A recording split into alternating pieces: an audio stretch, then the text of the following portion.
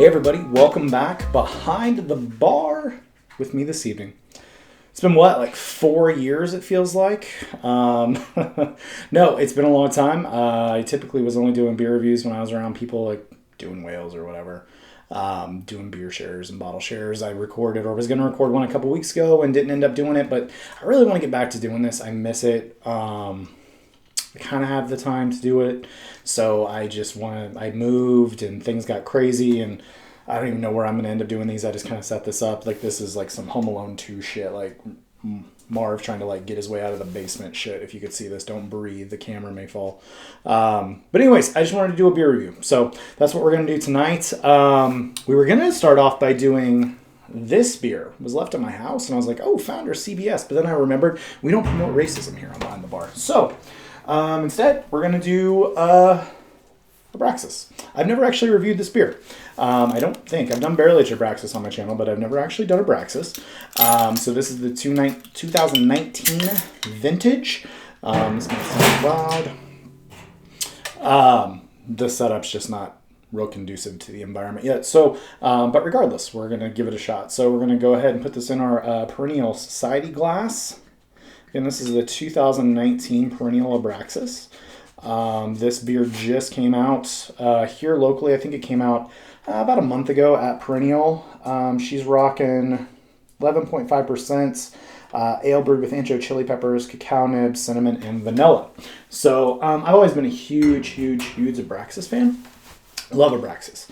Always one of those beers that I always seek out every time it comes out. As a Perennial Society member, we do get the set, but I always try and get a couple more because it's just a great beer to have on. So let's dive in, see what we think. It is holding up to the light. It's pitch black. Very little head. I mean, it's just like cola fuzz at the top. Nothing really came out. I didn't pour it too aggressive, but poured looked real thick in the glass, but pitch black on the appearance. Let's dive in, see what she smells like. Big chocolate. Huge chocolate. A lot of pepper in this. Like singeing my nose hairs just smelling it. Chili pepper. A little bit of cinnamon. I'm not really getting a whole lot of it. Not really getting much vanilla. It's just like big chocolate. Big roasted chocolate malts. Big peppers. Pepper skins. Like roasted pepper skins. Even like roasted red pepper. Spicy pepper. But a big nose, huge aroma, like even holding it like over here as I was pouring it, I can smell it. It's huge. Love the aroma. I will say in the past, my versions of Abraxas that I like the most are when it's more cinnamon forward. Last year's barrel-aged Abraxas I actually didn't like. Go away, dog. It was barrel, but it was just all pepper. There was no cinnamon to balance it out, no vanilla, no chocolate, no nothing. So I wasn't a huge fan. I actually got rid of all my bottles. I had it on tap and that was enough for me. So, anyways, that's where we are with this. This is definitely more pepper forward, so let's dive in. See what it tastes like. Cheers, everybody. And as everybody knows, as a popular beer reviewer on YouTube likes to say, beer tastes better in proper glassware.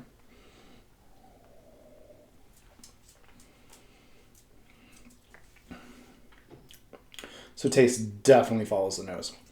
Really, really big ancho chili pepper. It's very chili pepper forward. A little bit of chocolate there to kind of try and balance it out. It's not very boozy, but it's spicy. So the booziness, I think, is covered up by that. It's super good mouthfeel. Real thick, chewy almost. Not full, not huge, horribly thick like a lot of Perennial beers can be. This is actually a little bit thinner than I remember Abraxas, but still a really good mouthfeel. I do think that this is... Actually, no, the carbonation on it, I'm trying to decide if I wish this had a little bit more carbonation. It's kind of hard to tell because like that chili pepper kind of takes over immediately. So it's kind of hard to determine like how it comes across your palate. But there's a nice roasty element underneath this. It actually is pretty dry for what I usually consider Abraxas, but I think that's more the pepper than like where it finished. And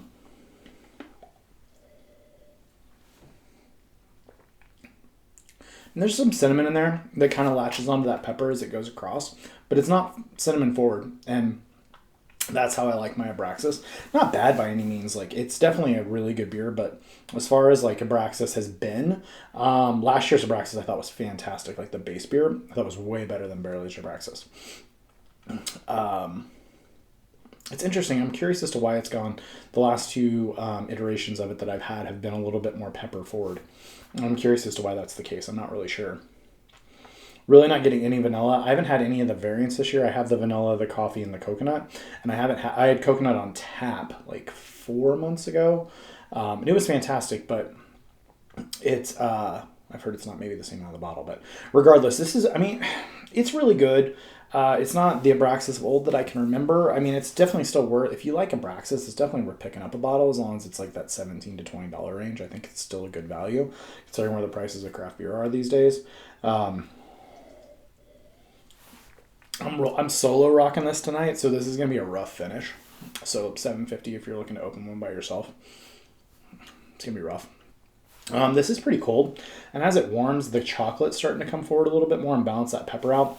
I also think that it's my palate adjusting to the pepper. I will say, let's see if I have it. Oh yeah, it's right here.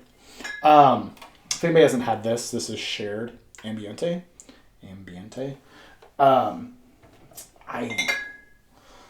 That's a recent last 4 months shared release. It's side project. I prefer that quite a bit. It definitely has that cinnamon that I love to this. Now, it was more neck and neck with that 18 Abraxas. But yeah, we'll leave it there, guys. It's definitely an A beer, A minus, somewhere in there. Not quite what has lived up to the previous batches, but it's still a good beer. If you can pick it up and find it, it's good. If you can find it on tap, also great. I was at an event yesterday that had 18 on tap. I didn't actually get it, but it was on tap, and that's, awesome. So that's it. So I'm going to try and be doing a few more reviews. I do have some planned coming up with a special guest that's been on the channel before. We're going to do some pretty big beers, but I want to get back to just doing normal stuff. Like, I drink anymore. I don't drink that many whales unless I'm at a bottle share. I've really cut back. I don't really buy beer anymore. I have enough to get me by. So yeah, anyways, keep a lookout for more reviews. Thanks for coming behind the bar. Thank you for the likes, subscribes, and comments. Until next time, everybody. Cheers.